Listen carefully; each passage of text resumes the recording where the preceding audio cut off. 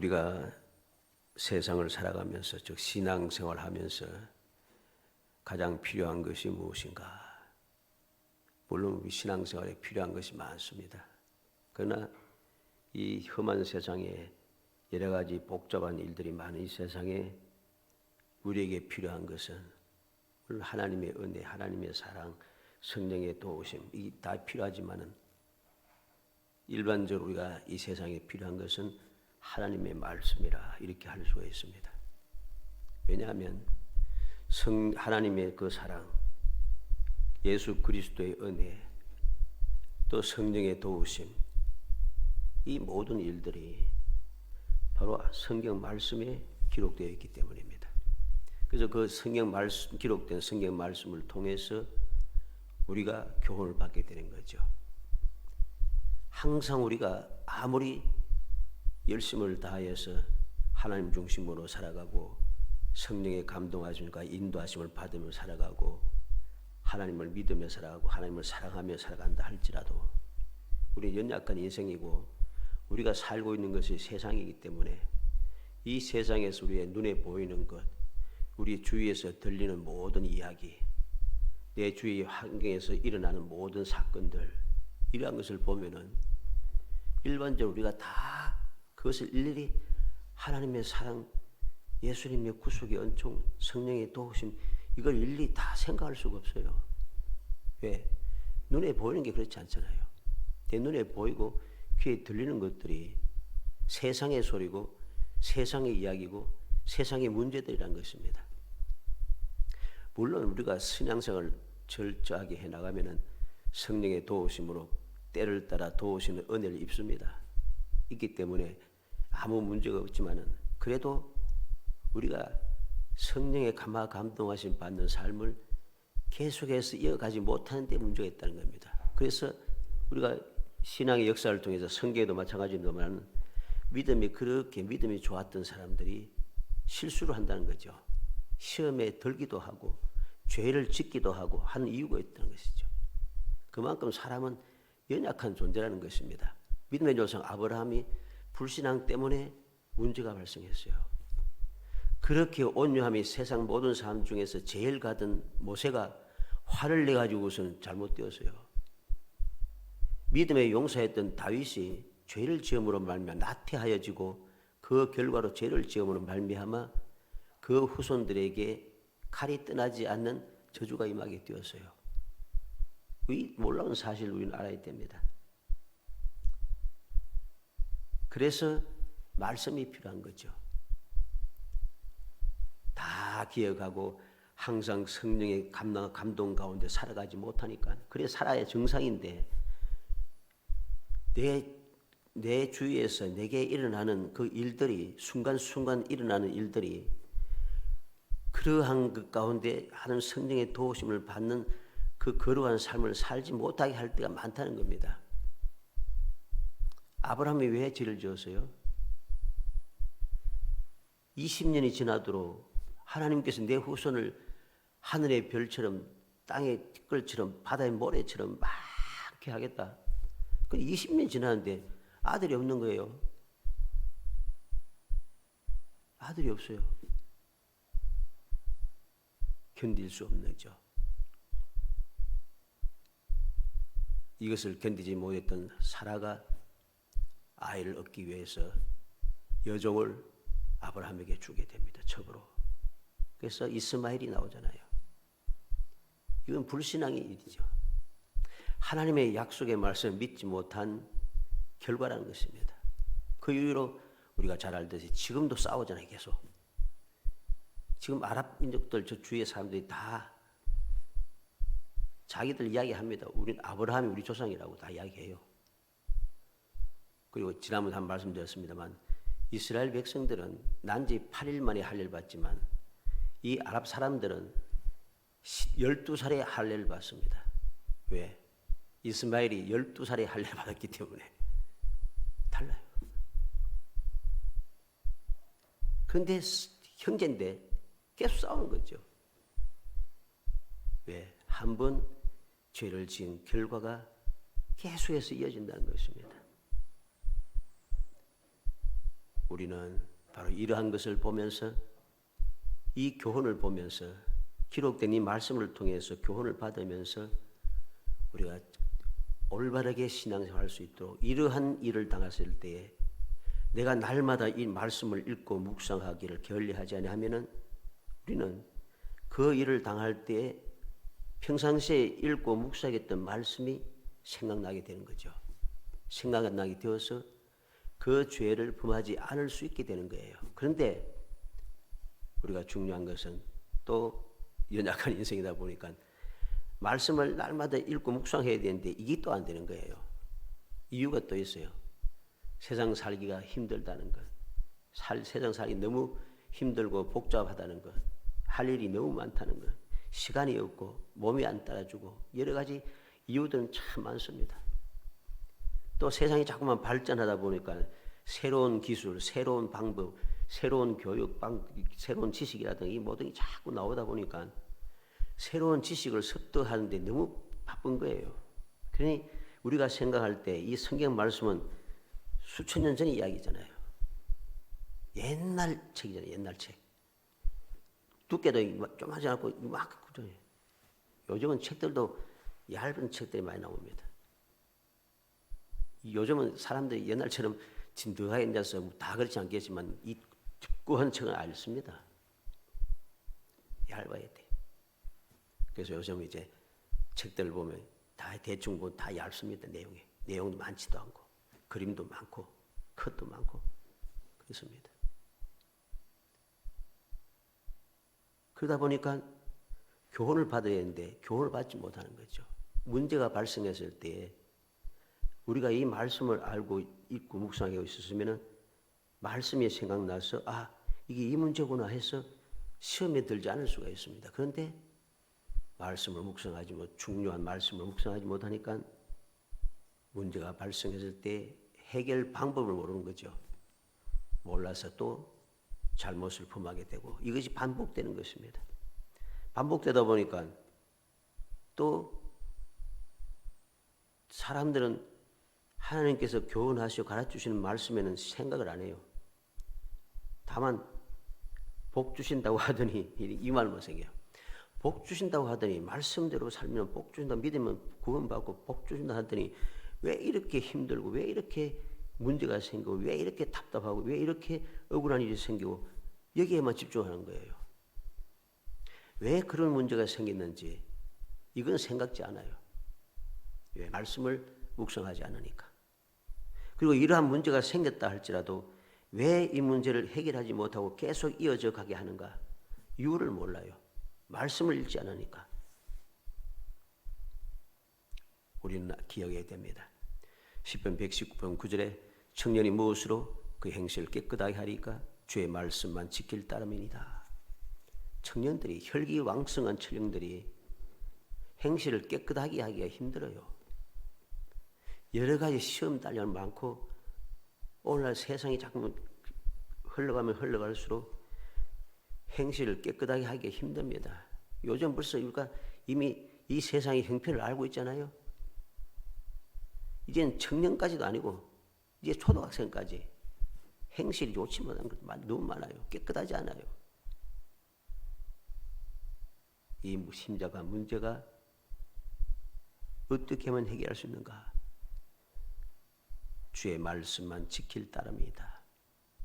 내가 행실을 깨끗하게 하며 올바르게 살기 위해서는 다른 방법이 없어요. 하나님의 말씀을 지키는 거죠. 말씀을 지키기 위해서는 말씀을 알아야 되고 말씀을 알기 위해서는 말씀을 묵상하기를 게을리하지 말아야 됩니다. 시편 119편 11절에 내가 주께 범죄하지 아니하려 하여 주의 말씀을 내 마음에 두었나이다. 범죄하지 않고 살아가는 방법이 무엇일까? 하나님 말씀을 내 마음에 두는 것이다. 하나님 말씀 내 마음에 있으면 범죄할 수가 없다는 거죠. 그런데 죄를 짓는 이유는 하나님의 말씀이 내 마음에 없기 때문이다. 다윗이 왜 죄를 지었어요? 나태하여져서 모든 부하들은 전쟁터에 나가 있는데 그는 잠자다가 일어나가지고서는 바세바를 보고서 죄를 짓게 되는 거죠. 만약에 그가 그렇게 나태하게 그렇게 거닐지 아니하고 하나님의 말씀을 묵상하고 있었다면 얼마든지 묵상할 수 있어요. 왜냐하면 기록이 그 율법에 의하여서 왕이 되면은 무엇이 주어지니까 율법이 주어집니다. 기록한 율법을 왕에게 주게 되어 있죠. 또 왕에게는 제사장도 있지만은 선지자도 같이 있습니다. 나단도 있고 갓도 있고 함께하는 선지자들이 있었다는 거죠. 그래서 그분이 주의 말씀을 내가 묵상하고 그 말씀을 생각하고 있었다면은 죄를 짓지 않을 터인데 말씀이 없이 그는 나태하게 잠자다가 일어나 가지고서는 거닐다가 죄를 짓게 되었다는 사실이죠. 누가복음 24장 32절에 그들이 서로 말하되 길에서 우리에게 말씀하시고 우리에게 성경을 풀어주실 때에 우리 속에서 마음이 뜨겁지 아니하더냐. 엠마오를 향하여 가던 두 제자가 엠마오를 향하여 출발할 처음에는 마음이 슬펐습니다. 괴로웠습니다. 답답했습니다. 절망적이었습니다. 왜? 나사렛 예수가 우리를 구원할 자라고 믿었는데 십자가에 달려 죽으셨다는 거죠. 그래서 슬퍼하면서 그들은 고향으로 돌아가기 시작했다는 거죠. 그런데 그러한 두 제자를 주님께서 찾아오셨습니다. 그들에게 성경 말씀을 가르쳐 주기 시작합니다. 처음에 몰랐는데 예수님 떠나시고 난 뒤에 그들이 고백합니다. 우리에게 말씀하시고 우리에게 성경을 풀어주실 때 우리 속에서 마음이 뜨겁지 아니하더냐. 그는 깨닫고 돌이켜 예루살렘으로 돌아간다는 거죠. 기쁨으로 돌아가게 되는 것입니다. 누가복음 24장 45절에는 이에 그들의 마음을 열어 성경을 깨닫게 하시고 예루살렘에서 두려워 떨고 있는 자들에게 나타나셔서 평강이 있을지어다 하시고 하나님의 말씀을 깨닫지 못한 그들에게 성경 말씀을 깨닫게 하셨다 했습니다. 주님께서 왜 오셨는지, 어떻게 고난당하셨는지, 고난당하신 후에 부활하실 것임을, 부활하신 후에 또다시 승천하실 것임을 성경을 깨닫게 하셨다는 거죠. 로마서 15장 4절에 보면 무엇이든지 전에 기록된 바는 우리의 교훈을 위하여 기록된 것이니 우리로 하여금 인내로 또는 성경의 위로로 소망을 가지게 함이니라. 기록된 모든 말씀들은 우리의 교훈을 위해서 기록한 것이라 했습니다. 우리의 교훈을 위해서 기록한 말씀을 우리는 어떻게 해야 되겠어요? 교훈을 얻기 위해서 자꾸만 읽고 묵상해야 되는 거죠. 그럼 어떤 교훈을 줍니까?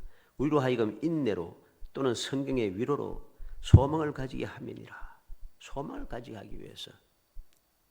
소망이 없는 이 세상에서 여러 가지 답답한 일들이 끊임없이 일어나고 해결하지 못할 문제들이 자꾸만 생기고 힘을 합쳐도 문제가 해결되고 잘 될까 말까 한데 끊임없이 싸우지 않아요 지금? 정신 나간 사람들처럼 싸웁니다. 저 사람들이 같은 한국 사람인지 의심이 될 정도로. 왜? 교훈을 받지 못하는 거죠. 그런 것을 보면 소망이 없구나. 저절로 느껴져요. 저렇게 조그만 땅덩어리 안에서 길을 쓰고 서로 간에 싸우고 있으니 무조건 반대하고 어쨌든 간에 우리나라 국내 일을 가지고 외국으로 들고 나가서 막 싸우기 또 시작합니다.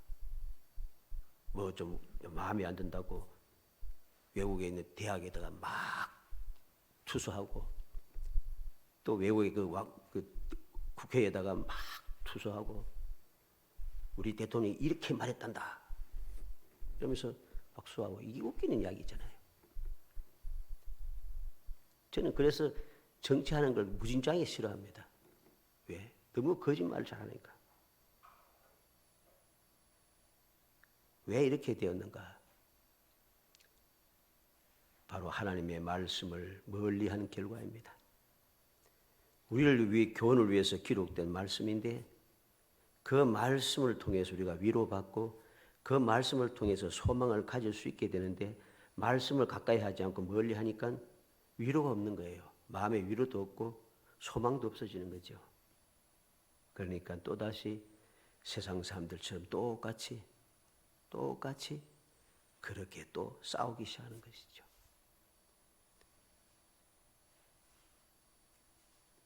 고린도전서 10장 11절에 그들에게 일어난 이런 일은 본보기가 되고 또한 말세를 만난 우리를 깨우치기 위하여 기록되었느니라. 그들에게 일어난 이 모든 일, 이스라엘 백성들에게 일어났던 그 모든 일들, 하나님을 거역한 모든 일들, 금송아지 만들고 하나님을 대적하고 하나님을 거역하고 불순종해서 일어났던 그 모든 일들, 가인에게 일어났던 일, 에서에게 일어났던 일, 또 하나님의 말씀을 거역하다가 광야에서 죽었던 사람들, 이 모든 일들에 대해서 왜 기록했는가? 본보기가 되고 말세를 만난 우리를 깨우치기 위하여 기록했다. 본보기가 되었으니까 그것을 본을 보면서 나 저렇게 하면 나도 망하겠구나. 그렇게 깨우쳐야 되는데 말씀을 가까이 하지 못하니까 본보기가 보이는데도 본을 받아서 깨우치지 못하고 자꾸만 같은 죄를 범하게 되어진다는 거죠. 고린도전서 15장 3절로 4절에 보면 내가 받은 것은 먼저 너희에게 전하였노니 이는 성경대로 그리스도께서 우리 죄를 위하여 죽으시고 장사 지낸 바 되셨다가 성경대로 사흘 만에 다시 살아나사. 바울 사도는 고린도 교회 성도들에게 주님의 부활에 대하여서 주님에 대해서 믿지 못하고 거짓된 이야기를 듣고서는 믿음에서 자꾸만 떠나고 시험에 빠지는 고린도 교회 성도의 편지를 써서 이야기합니다. 내가 받은 것을 먼저 너희에게 전하노니 내가 너희에게 전한 것은 내가 받은 것이라는 겁니다. 주님께로부터 받은 것이라는 겁니다. 받은 것이 무엇인가? 하나님의 말씀이라는 것입니다. 그래서 받은 것이 성경대로 그리스도께서 우리 죄를 위하여 죽으시고 성경대로 장사진 바 되었다가 성경대로 사흘 만에 다시 살아나사. 주님께 죽으시고 살아나시고 하는 모든 것들이 다 성경에 기록된 것이라는 겁니다. 바로 그것을 내가 받았고 받은 그것을 또한 너에게 그대로 전했다는 거죠. 그래서 주님께서 십자가에 달려 돌아가시고 죽은 지 사흘 만에 다시 부활하신 것, 그리고 하늘에 올라가신 것, 다시 오실 것, 이것 전부 다 확실한 것이란 말이죠. 확실한 것이란 거죠. 말씀을 통해서 이러한 교훈을 받지 못하면 우리는 성경대로 기록된 대로 된 것임을 전혀 이해하지 못하고 믿지 못해서 거짓된 사람들이 거짓말에 속아 넘어가서 믿음을 저버리고 죄를 짓게 되는 것이죠. 디모데후서 3장 15절 17절에 어려서부터 성경을 안다니 성경은 너희 너로 하여금 그리스도 예수 안에 있는 믿음으로 말미암아 구원에 이르는 지혜가 있게 하느니라. 모든 성경은 하나님의 말 감동으로 된 것으로 교훈과 책망과 바르게 함과 의로 교육하기 유익하니 이는 하나님의 사람으로 온전하게 하여 모든 선한 일을 할 능력을 갖추게 하람이라. 왜 기록했는가? 성령의 감동으로 기록했는데 이 감동으로 기록한 이유가 무엇인가? 오늘 우리가 그 말씀을 통해서 교훈을 받고 가르침을 받아서 능력의 사람, 선한 일을 행할 능력을 갖추게 하려 함이라. 능력 있는 삶을 살게 하기 위해서 말씀을 기록했다는 것입니다. 베드로전서 1장 10절로 11절에는 이 구원에 대하여는 너희에게 임할 은혜를 예언하던 선지자들이 연구하고 부지런히 살펴서 자기 속에 계신 그리스도의 영이 그 받으실 고난과 후에 받으실 영광을 미리 정언하여 누구를 또는 어떠한 때를 지시하시는지 상고하니라. 선지자들이 하나님의 감동을 받아서 하나님의 명령을 받아서 복음을 전하고 메시아가 이 땅에 오실 것임에 대해서 구원의 복음을 전했습니다. 전하고서는 이 말씀이 언제 이루어질 것인가 끊임없이 연구하고 살피고 묵상했다는 것입니다.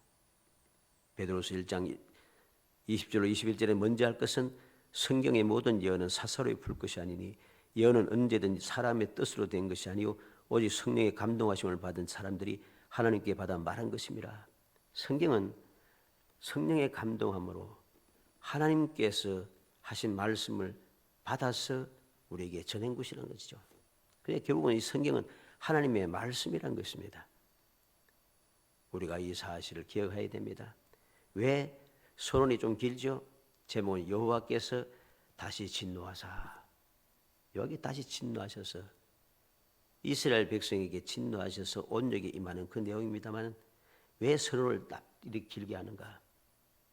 이 모든 기록한 이 말씀이 오늘 본문의 이 말씀이 우리에게 교훈이 된다는 사실입니다. 어떤 교훈을 받아야 할 것인가 하는 것을 살펴보려고 하는 것입니다. 1절 말씀에 보면 여호와께서 다시 이스라엘을 향하여 진노하사 그들을 치시려고 다윗을 격동시키사 가서 이스라엘과 유다의 인구를 조사하라 하신지라 그랬습니다. 여호와께서 다시 이스라엘을 향하여 진노하셨다. 이 말씀을 우리는 기억해야 됩니다. 하나님께서 이스라엘을 향하여 진노하셨다. 결국은 이 문제로 인하여서 이스라엘에게 하나님의 징벌이 임한 것은, 즉 온역이 임한 것은 다윗이 잘못 행해서 그렇습니다만 원인이 어디에 있는가? 원인을 가르쳐 줍니다. 다시 이스라엘을 향하여 진노하사 이스라엘에 대하여서 진노하셨다는 것입니다. 그래서 우리는 오늘 말씀을 통해서 올바른 교훈을 받아야 됩니다. 올바른 교훈을 받지 못하면은 이상하게 되는 거예요. 하나님께서 치시려고 다윗을 격동시켰다 이렇게 되는 거죠. 이래 되면 교훈을 제대로 올바로 받지 못해서 우리의 신앙에 문제가 생기기 시작합니다. 그래서 두려워하기 시작하고 겁이 납니다. 나도 격동당하면 어떨고. 그것이 아니라는 사실이죠. 중요한 것은 바로 여호와께서 다시 이스라엘을 향하여 진노하셨다. 그리고 그들을 치시려고 그랬습니다. 첫 번째 원인을 우리가 똑바로 해야 되겠죠. 그래서 첫 번째 교훈은 이스라엘의 죄에 대한 교훈입니다. 여호와께서 다시 이스라엘을 향하여 진노하사 그들을 치시려고 이렇게 말씀했죠. 다시 진노하셨다 이 말은 이전에 한번 진노하신 적이 있다는 소리죠. 이전에 진노하신 게 뭐였습니까? 이스라엘의 다윗 왕 때에 이스라엘에 3년 급허 기근이 임했습니다. 다윗 때문에 그런 게 아니었어요. 근데 다윗 시대에 3년 기근이 연거푸 또 온 거예요. 그런데 왜 그랬어요? 원인이 사울 때문이었어요. 사울이 여부수 사람을 죽였다는 것입니다. 하나님의 이름으로 맹세를 하고서 죽이지 않기로 맹세하고서 그들이 이스라엘과 함께 살게 되었는데 여호수아 시대에 그죠? 그런데 그 말씀을 맹세를 어기고 사울이 그들을 죽였다는 것입니다. 그래서 이것이 너무 원통해서 그들이 하나님 앞에 호소하기 시작하는 거죠. 그걸 아무도 모르는 거예요. 어떻게 알겠어요? 사울에게는 말해봐야 소용없어요. 왜? 사울은 하나님 말씀을 순종하지 않잖아요. 하나님 말씀을 듣지도 않잖아요. 순종하지 않았어요. 순종하지 않았기 때문에 왕권을 빼앗겼잖아요. 그러니 이 말씀을 통해서 깨우쳐 줄 때에 잘못을 깨닫고 그 잘못의 문제를 해결할 수 있는 사람에게 이 재앙이 임하는 겁니다. 어떻게 하면 억울하죠. 그런데 억울한 게 아니에요. 그 한 사람이 있으므로 깨닫고 그 죄의 문제를 해결할 수 있는 사람이 있으므로 말미암아 모든 이스라엘 백성들에게 재앙이 임하지 않게 된다는 사실이죠. 문제가 해결되기 때문에. 그래서 다윗이 무엇 때문에 그런지 모르니까 자기도 하나님 앞에 기도하잖아요. 하나님 앞에 기도했더니 하나님께서 가르쳐 주지 않습니까? 사울이 이들을 죽였다. 그래서 다윗은 놀라서 그 사람들을 찾아갑니다. 어떻게 하면은 너희들이 이스라엘 백성을 위해서 복을 빌겠느냐. 그랬더니 그들이 뭐라 합니까? 이것은 돈으로 해결할 문제가 아니다. 그리고 우리는 사람의 생명을 빼앗을 수 있는 권리도 없다. 내가 해줄 테니까 이야기하라. 그래서 사울의 자손 중에서 7사람을 달라하잖아요. 그래서 그 사람의 생명을 취하겠다.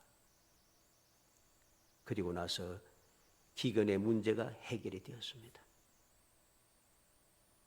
그렇게 이스라엘을 향하여 진노하셨다는 거죠. 언제? 다윗 때에. 그럼 다윗이 잘못했는 거 아니잖아요. 마찬가지입니다. 오늘 여호와께서 다시 이스라엘을 향하여 진노하사 그들을 치시려고 다윗을 격동시켰다 했습니다. 왜? 이스라엘의 문제를 해결하기 위해서. 그 죄가 무엇이겠습니까? 이스라엘의 죄가 무엇입니까? 우리는 앞에 일어났던 일들을 봅니다. 압살롬의 반역과 세바의 반역을 보게 됩니다. 이 말이 무슨 말이죠? 압살롬이 반역을 일으켰습니다. 아들이 아버지를 반역했다. 이것 정도가 아니에요. 성경에서 반역이라고 하는 것은, 왕을 반역했다는 것은 하나님께 대하여서 반역을 일으켰다는 것 같은 말입니다. 왜? 하나님께서 인정하시고 하나님께서 기름 부으시고 하나님께서 왕이 되게 하셨다는 거죠. 아브라함은 다윗은 하나님께서 택하신 왕이에요. 그 많은 이스라엘 많은 민족 중에서 이세의 그 9명의 그 아들 중에서 가장 막내 아들, 가장 대우받지 못했던 아들, 형들에게 미움받았던 다윗, 이 아무도 안 알아주던 이 다윗을 하나님께서 택하여 주시고 그에게 기름 부어서 이스라엘의 왕이 되게 하셨다는 것입니다. 그러니까 압살롬이 반역을 한 것은 단순하게 아버지 다윗을 반역한 이게 아니고 하나님을 반역한 것 같은 거예요. 그 다음에 세바의 반역도 마찬가지입니다. 압살롬의 반역이 일어나고 난 다음에 이 문제가 해결되고 나서 연이어서 일어난 반역이 세바의 반역입니다. 금방 반역을 일으켜놓고 문제가 해결되고 나서 또 반역을 또 일으키는 거예요. 이스라엘 백성들이 이 반역에 동참했다는 것입니다. 동조하여서 함께 했다는 게 이게 중요한 겁니다. 이것은 큰 죄라는 것이죠. 그래서 하나님께서 이스라엘을 향하여 진노하신 것이죠. 진노하신 것이죠. 그래서 그들을 치시려고 역사하신 것입니다. 우리는 이 말씀을 통해서 올바른 교훈을 받아야 된다. 하나님의 뜻을 거역하는 것은 죄가 된다는 것이죠. 죄를 범함으로 말미암아 모두에게 하나님의 징벌이 임한다는 사실을 우리는 기억해야 됩니다. 두 번째로 받을 교훈이 무엇입니까? 다윗이 시험을 이겨내지 못했다는 것입니다. 1절 말씀 중간에 하반절 말씀에 보면은 다윗을 격동시키사 가서 이스라엘과 유다의 인구를 조사하라 하신지라. 다윗을 격동시키사 이스라엘과 유다의 인구를 조사하라 그랬습니다. 이 시험을 그는 이겨내지 못한 거죠. 왜 이것을 시험이라고 하는가? 역대상 21장 1절에 사탄이 일어나 이스라엘을 대적하고 다윗을 충동하여 이스라엘을 계수하게 하니라 그랬습니다.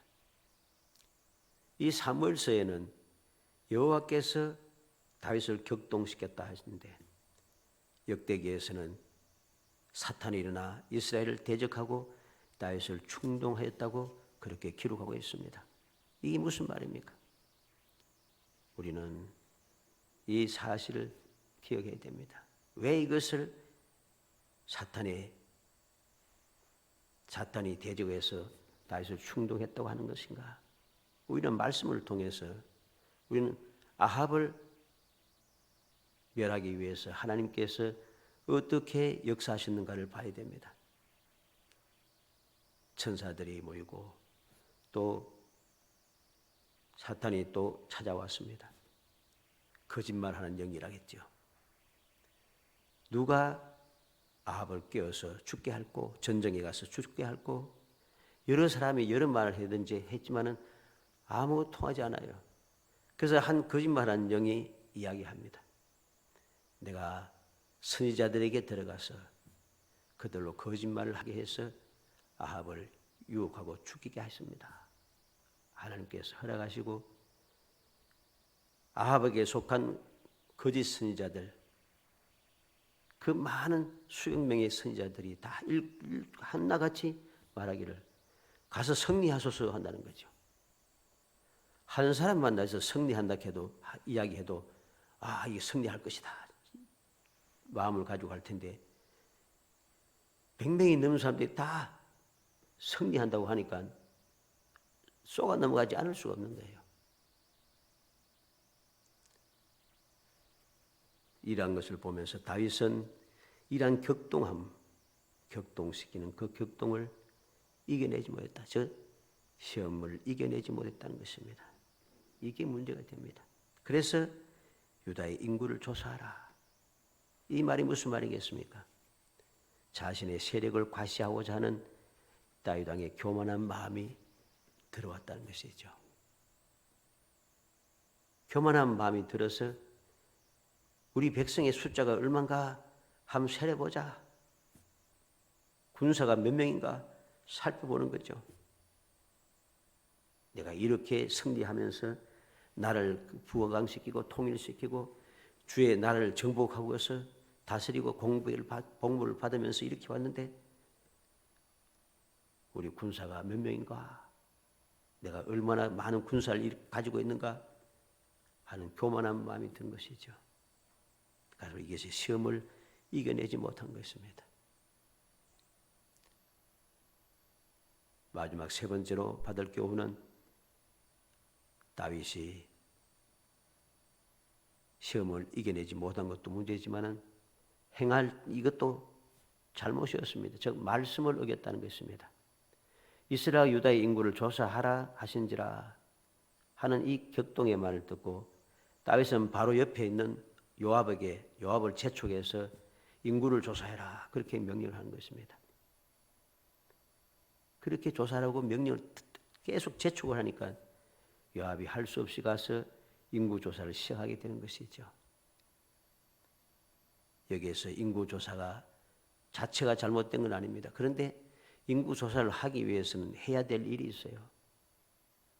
해야 할 일이 있습니다. 출애굽기 30장 12절에 내가 이스라엘 자손의 수요를 조사할 때 조사받은 각 사람은 그들을 계수할 때에 자기의 생명의 속전을 여호와께 드릴지니 이는 그것을 계수할 때 그들 중에 질병이 없게 하려 함이라. 이스라엘 백성들의 숫자를 계수할 때는 반드시 속전이 필요합니다. 왜? 그들에게 질병이 없게 하기 위해서. 이 질병이란 것이 바로 역병을 말하는 거지. 연병, 온역, 역병 이렇게 이해됩니다. 사무엘하 24장에 기록되어 있죠. 24장 10절로 15절에 보면 다윗이 백성을 조사한 후에 그의 마음이 자책하고 다윗이 여호와께 아뢰 때 내가 이 일을 행함으로 큰 죄를 범한나이다. 그는 회개하였습니다. 그랬지만은 그 죄에 범한 것은 돌이킬 수 없습니다. 왜? 이스라엘 향해 진노한 결과이기 때문이죠. 그래서 그들에게 무엇이 임했습니까? 전염병이 이르게 되어서 전염병으로 죽은 사람이 7만 명이라고 기록하고 있습니다. 우리는 말씀을 어긴 결과입니다. 말씀이 어긴 결과로 질병이 임했다는 것, 즉 온역이 임했다는 사실이죠. 이게 바로 문제가 되는 것입니다. 우리는 이 말씀을 통해서 다시 한번 올바른 교훈을 받기 위해서 애써야 됩니다. 단순하게 여호와께서 격동시키시고 마귀의 격동을 받아서 다윗이 인구조사를 해서 이렇게 문제가 발생했다. 이것만 생각하면 올바른 교훈을 받지 못해서 왜 그러한지 그리고 어떻게 해결할 것인지 이유를 알 수가 없어요. 그러나 우리는 이 사실을 통해서 이 말씀을 통해 교훈을 올바로 받게 되면은 하나님의 놀라운 은혜를 보게 됩니다. 이스라엘의 죄의 문제를 해결하고 반역의 문제를 해결했죠. 말씀을 어겼던 문제도 해결하고 시험을 이기지 못했던 문제도 해결하고 왜 회개했다는 거죠. 회개하고 하나님의 징벌이 임하였고 하나님께 징벌을 내리시다가 하나님께 징벌을 멈추게 하시고 그 문제를 해결해 주셨습니다. 그래서 이 사건을 통해서 놀라운 역사가 일어납니다. 결국은 합력의 선우리는 하나님의 기이한 축복이 시작되었다는 사실입니다. 그게 무엇입니까? 바로 역대상 21장에 보면 쭉 내용을 기록하게 됩니다. 역대상 21장 18절에 여호와의 천사가 갓세에게 명령하여 다윗에게 이르시기를 다윗은 올라가서 여부수 사람 오르나의 타작 마당에서 여호와를 위하여 제단을 쌓으라 하신지라. 19절에 이에 갓이 여호와의 이름으로 이런 말씀대로 다윗이 올라가니라 그랬습니다. 역대상 21장 26절에 다윗이 거기서 여호와를 위하여 제단을 쌓고 번제와 화목제를 드려 여호와께 아뢰었더니 여호와께서 하늘에서부터 번제단 위에 불로 때려 응답하시고. 물론 오늘 본문에도 뒤에 나타납니다. 왜 그런데 역대상에 있는 21장의 말씀을 읽게 했는가? 왜 읽었는가? 이유가 있다는 거죠. 그 말씀에 이 뒤에서 보면은 앞에도 보고 뒤에도 보면은 무슨 말이 있는가? 하나님의 성전이 건축이 되어서 준비가 됩니다. 성전 건축이 앞에 있고 뒤에 나타나게 돼요. 이 사건을 위해서 새로운 하나님의 은혜를 받게 되는데 상상을 초월한 은혜였습니다. 예루살렘 성전터가 결정이 되고 성전 건축을 위한 구체적인 준비가 시작이 됩니다. 바로 불로 응답받았던 하나님께 여호와께 제단을 쌓고 불로 응답받았던 바로 이 장소가 하늘에서 불로 하나님께 친히 임하셔서 불로 응답했어요. 이 장소가 어디입니까? 아브라함이 이삭을 바치려고 했던 그 제단 쌓 그 장소, 야곱이 서원한 곳, 하나님께서 불로 응답하심으로 정해준 장소, 여기에 바로 예루살렘 성전이 세워지게 되는 거죠. 그 말씀이 이제 역대상 21장에 이어서 계속 나오기 시작합니다. 우리는 기억해야 되겠습니다. 하나님의 은혜는 너무나도 놀라워서 비록 죄로 인하여서 이스라엘의 죄로 인하여서 또는 다윗의 시험을 이기지 못한 문제로 인하여서 말씀대로 행하지 못하여서 일어났던 그 모든 문제였지만은 그 문제를 해결하게 하시고 해결하게 할 뿐만 아니라 그로 인해서 하나님의 성전이 세워지도록 모든 것을 준비하고 계셨다는 것, 하나님의 성전의 장소 어디인가를 알게 하셨다는 것. 그래서 솔로몬은 바로 이 장소에 성전을 세우게 되는 것이죠. 이것을 보면서 하나님께서 베푸신 은혜, 즉 죄가 있다 할지라도 긍휼의 은혜가 임하고 긍휼의 은총을 감사하는 그곳에 하나님께서 불러 응답하시고 하나님께서 불러 응답하시는 그 놀라운 축복의 자리가 있다는 것이죠. 불러 응답했던 그곳이 바로 성전이 되니까 성전이 어떠한 곳입니까? 만민이 기도하는 집이고 하나님께 경배하는 데고 하나님을 찬양하는 장소고 하나님과 교제를 나누는 장소고 하나님의 가르침을 받는 장소고 축복의 장소죠. 그것이 바로 준비되어진다는 것입니다. 오늘 말씀을 통해서 우리는 이 놀라운 사실을 마음에 새겨야겠습니다. 여호와께서 다시 진노하신 이유를 우리가 생각해야겠습니다. 다시 진노하사 재앙을 내리는 것이 교훈을 받는 것이 아니라 진노하셔서 재앙을 통하여 하나님께 베푸시는 은혜를 우리가 보고 그 은혜를 교훈으로 삼아야 한다는 것입니다. 하나님의 사랑에 대하여서 긍휼의 은총에 대하여서 하나님께서 얼마나 택한 백성을 사랑하시는지 그 사랑에 대해서 우리가 마음에 새기고 우리가 이 세상을 살아가면서 앞에도 여러 번 찬송을 했습니다만 연약한 인생이기 때문에 또 죄악 세상이기 때문에 주의 모든 것들이 죄악이 가득한 세상이기 때문에 나도 모르게 나도 죄를 지을 수 있고 하나님의 뜻을 어길 수도 있고 불순종할 수도 있고 여러 가지 문제가 있겠지만은 있을 수밖에 없지만은 그래도 하나님께서는 다윗과 같이 회개하는 그 심령에 놀라운 기적을 베풀어 주신다는 것. 하늘에서 불로 응답하시는 기적이 있지 않습니까? 이런 기적이 어디 있겠어요? 그리고 불로 기적을 베푸셨던 바로 그곳에 성전이 세워지게 하셨다는 거죠. 얼마나 놀라운 것입니까? 죄사함 받고 하나님의 기적이 임하고 기적을 임하게 하시는 하나님을 항상 모실 수 있는 성전이 세워지고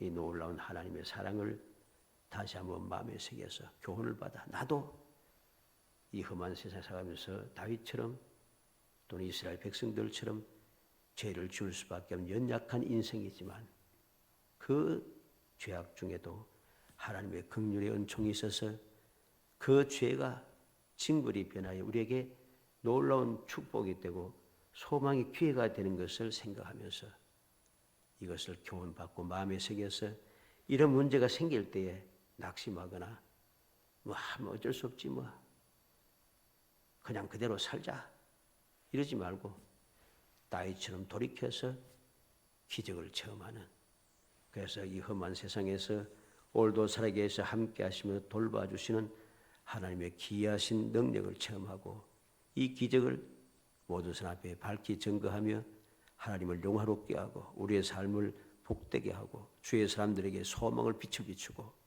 우리 후손들에게 이 복을 이어받게 하는 지혜로운 신앙생활하는 거룩한 성도가 되기를 주 이름으로 축복합니다. 은혜 감사합니다. 사랑하여 주셔서 택하여 주시고 택한 저희들로 하여금 말씀을 통하여서 교훈을 받게 하심을 감사합니다. 하나님께서 베푸시는 교훈은 저희들이 비록 죄를 지어서 징벌을 받는다 할지라도 그것이 우리의 큰 소망이 되고 복이 되고 회복이 되며 놀라운 아버지 기적이 됨을 깨닫게 하심을 감사합니다. 이 놀라운 교훈을 올바르게 받아서 저희 이 험한 세상 살아가는 때 연약한 인생이라 내가 잘못을 범하고 죄를 범했다 할지라도 낙심하거나 주저하거나 또 뒤돌이켜서 그냥 믿음에서 떠나간 어리석은 사람이 되지 않고 오히려 다윗처럼 하나님께 더 가까이 나아가 주님 앞에 회개하고 주님의 은혜를 더입어 모든 것이 합력의 선을 이루어내는 기적을 체험하게 하시고 하나님께서 불러 응답하시는 그 놀라운 능력을 체험하게 하시고 하나님 그곳에 영원히 함께 하시는 아름다운 성전을 세울 수 있는 축복의 기회가 될 수 있도록 은혜를 베풀어 주옵소서. 예수님의 이름으로 기도합니다. 아멘. 438장